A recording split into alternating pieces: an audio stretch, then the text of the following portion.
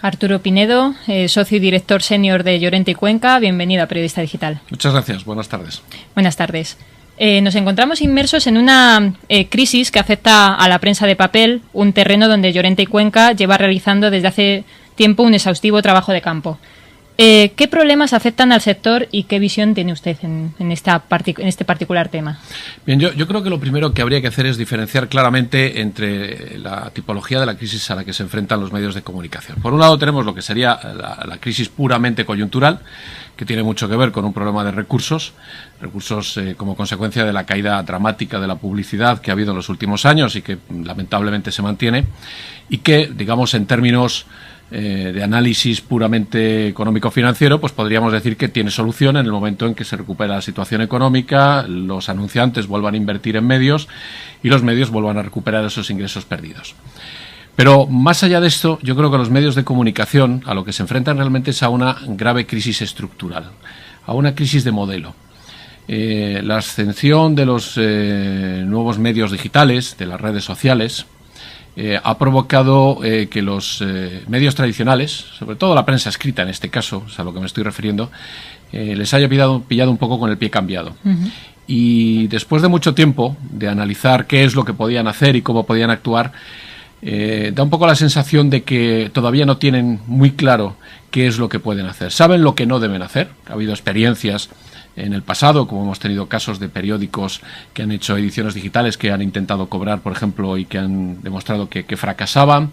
Ha habido otros que han intentado hacer programaciones alternativas al periódico. Hay otros que prácticamente vuelcan casi lo mismo en estas ediciones digitales. Falta una definición y yo creo que todavía nadie ha sido capaz de atinar con la respuesta adecuada. Yo creo que ese es el panorama al que actualmente se enfrenta. Uh-huh. Sí, se están dando ciertos bandazos, ¿no?, entre la prensa. Pero, ¿cómo defender la imagen externa de un medio ante un ERE, por ejemplo? Bueno, a ver, un ERE, un expediente de regulación de empleo, uh-huh, que afecta lógicamente a gente que tiene que salir de una empresa, y en este caso un medio de comunicación, es algo que afecta claramente a la imagen de una compañía. A nadie le gusta ser publicitado o ser conocido porque ha cerrado o porque ha tenido que echar a sus trabajadores. A los medios de comunicación tampoco, pero además con un agravante. Un medio de comunicación tiene un plus de credibilidad y de confianza con sus lectores. Los medios además tienen ese punto, digamos, de atracción hacia las audiencias que dicen, bueno, me fío de estos señores, esta gente es honesta, esta gente es objetiva, y cuando se tienen que ver obligados a tomar una medida drástica como es despedir a gente, pues lógicamente se ven más afectados por ese daño reputacional. La única manera de responder a un ERE es simplemente hacer las cosas bien, ya sea un medio de comunicación o sea una industria cárnica o automovilística, da lo mismo. Se trata de hacer las cosas bien, de ser honesto con tus trabajadores, de explicarles realmente desde el principio las razones de por qué tienes que tomar esa medida que nadie desea, pero que a veces es irremediable, de actuar con objetividad y de ser honesto, insisto, y responsable con lo que estás haciendo. Si haces todo esto, pues evidentemente todo el mundo seguirá diciendo que has tenido que echar a gente, pero de algún modo comprenderán, por lo menos no, digamos, meterán el dedo en la llaga y dirán, bueno, pues actuó como debía a pesar de que la medida era dura. Uh-huh. Sí, quizá duele más la mentira que a que por supuesto, siempre. Lo uh-huh, peor en un proceso de reestructuración, como digo, es actuar de forma deshonesta con los trabajadores, no informar adecuadamente, hurtar a los trabajadores el debate lógico que se produce en un proceso de consultas para llegar a un acuerdo, etcétera, etcétera. Si tú cumples con una mínima norma de responsabilidad hacia tu propia gente, pues lógicamente el impacto que va a tener esta medida sobre tu imagen es menor. Uh-huh. Y desde Llorente y Cuenca, en colaboración con DIRCOM, organizó la emisión de Page One, el documental sobre el New York Times. Cuéntenos qué conclusiones se sacaron en el coloquio. Podríamos estar horas, realmente.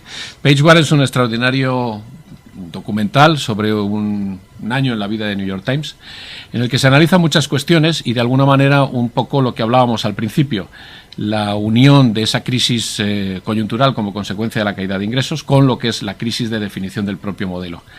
Y contrapone de forma muy directa y a veces incluso un poco brutal por las consecuencias que tiene lo que es el periodismo tradicional con el ascendente nuevo periodismo que todavía no está muy claro qué es.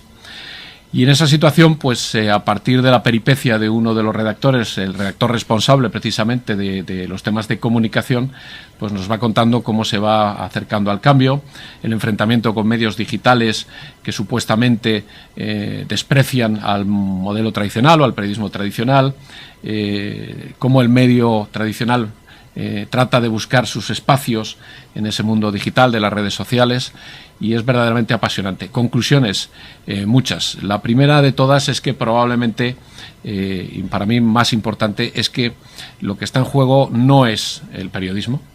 Lo que está en juego simplemente es cómo se manifiesta el periodismo. Hay un debate sobre los canales, pero en ningún caso sobre el periodismo. Y que si el periodismo sigue siendo una actividad profesional basada en la honestidad, en el rigor, en la objetividad, en la profesionalidad, en la formación real y buena de quienes integran el colectivo profesional, pervivirá.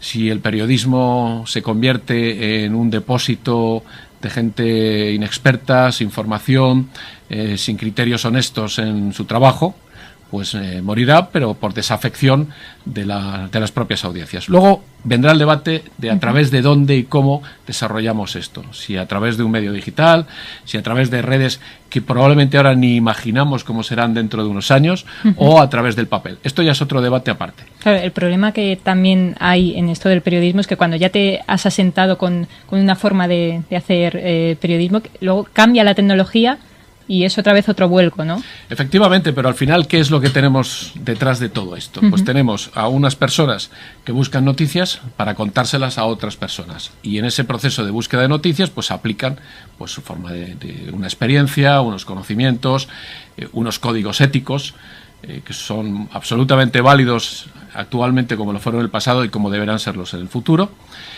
Y luego hay una audiencia que espera y confía en este profesional para que le cuente las cosas como son. Que luego se lo van a contar a través de un dispositivo electrónico que llega al teléfono, que se lo van a contar a través de las nuevas tabletas, que lo va a tener que leer en un papel. En el fondo, yo creo que es indiferente. Es cierto que hay unos costes, que hay unos problemas de estructura que hay que resolver, que son los que tienen que ver más con el modelo del canal, más que del modelo del periodismo, que es donde probablemente ahora esté el debate. Pero el periodismo en sí mismo ni está en peligro ni va a desaparecer si sigue todavía asentado en esos principios que he comentado. Y una escena de tantas que me fascinó en su momento de cuando vi Page One, es cuando se ve a uno de los editores de la sección de medios recorriendo los pasillos vacíos del enorme edificio del Centenario Diario. ¿No es esta toda una imagen que refleja la situación de la prensa, pasillos vacíos, despidos en masa y periódicos sin periodistas? Pues lamentablemente parece que sí, en estos tiempos que corren. Leí hace unas horas una información de que la Federación de Asociaciones de la Prensa de España precisamente ha convocado una manifestación, una concentración, pues un poco para protestar por la degradación profesional que se está produciendo como consecuencia de la crisis económica en el mundo de los medios de comunicación. Es triste. Y es cierto que estamos asistiendo a un fenómeno que es preocupante. Preocupante porque atenta directamente contra esos principios y esos criterios básicos que hablaba antes de la profesionalidad del periodista. Y es que las empresas, por un problema de reducción de costes, pues están suprimiendo de una forma a veces exagerada la figura del periodista con experiencia. Es muy raro encontrarse ahora periodistas de más de 50 años en muchas redacciones, e incluso en algunos casos habría que bajar la edad. Y están siendo sustituidos en muchos casos por jóvenes recién licenciados con mucha ilusión, con muchas ganas de trabajar, pero a los que les falta, lógicamente, la experiencia y, lo que es peor, les falta un referente, un modelo en el que fijarse para aprender. Redacciones, iba a decir de becarios, tal vez sea exagerado, pero redacciones de gente con apenas experiencia, pues no son precisamente el mejor caldo para crear un nuevo periodismo del futuro, sino que serán probablemente espacios degradados en donde al final lo que va a ser víctima de todo será pues la propia noticia, el propio producto informativo. Claro, porque en teoría los becarios están para formarse en ese medio, pero luego al final acaban sustituyendo a redactores. Eso pasa mucho en muchos medios que conocemos españoles. Cuando yo me dedicaba al periodismo, allá por los años 80, era raro que un redactor jefe tuviera menos de 35 o 40 años. Ahora hay muchas redacciones donde los redactores jefe están en el torno de los 30. Yo no niego su capacidad, que seguramente es mucha. Lo que probablemente no podemos, o probablemente está un poco más en duda, es su experiencia, que al final no deja de ser de 4 o 5 años. Creo que eso es un mal que hay que resolver, como hay que resolver también, por supuesto, otros que tienen mucho que ver pues con el hecho de que se esté degradando las condiciones laborables e incluso salariales de los periodistas.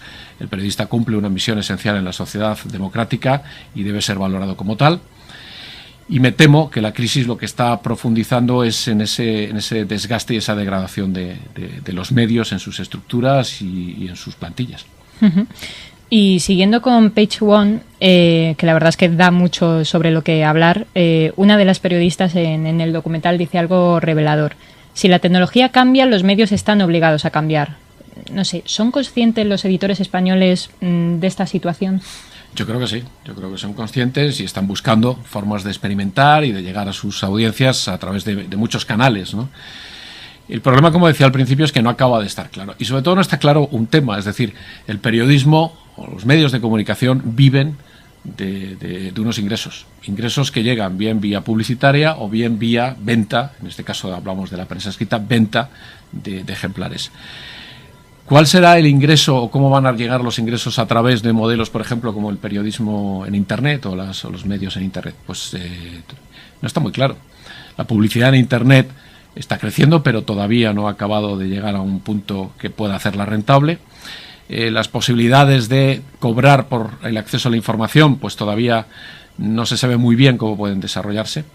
Hay un debate en torno a qué es lo que yo puedo pedir y por qué puedo pedir ese dinero. Es decir, pedir dinero por entrar en unas noticias que en otra página web voy a poder encontrar gratis, pues es un poco un disparate. ¿Y qué es lo que está dispuesto a pagar la gente que accede a mi medio? ¿Qué tipo de información? ¿Qué valor tengo que aportar? Y al mismo tiempo, y esto es algo que para mí es un debate serio, si yo tengo una información y es una información buena e interesante, ¿tengo derecho a hurtarla al público para ponerle un precio posteriormente en la página web, por ejemplo, no colocarla en el periódico impreso y exigir un pago por esa información? ¿Hasta qué punto? Quiero decir, son temas de debate que no acaban de estar todavía dilucidados. Y otro tema es Google. ¿Es una amenaza o una oportunidad para los diarios de papel? Porque, bueno, Pedro J. Ramírez o Murdoch piensan que es un riesgo, es una amenaza.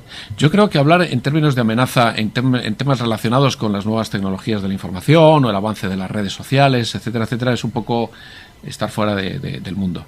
Lo que hay que hacer es convertir esa amenaza en una oportunidad. ¿Cómo se hace? Todavía no lo sé. Yo personalmente no lo sé.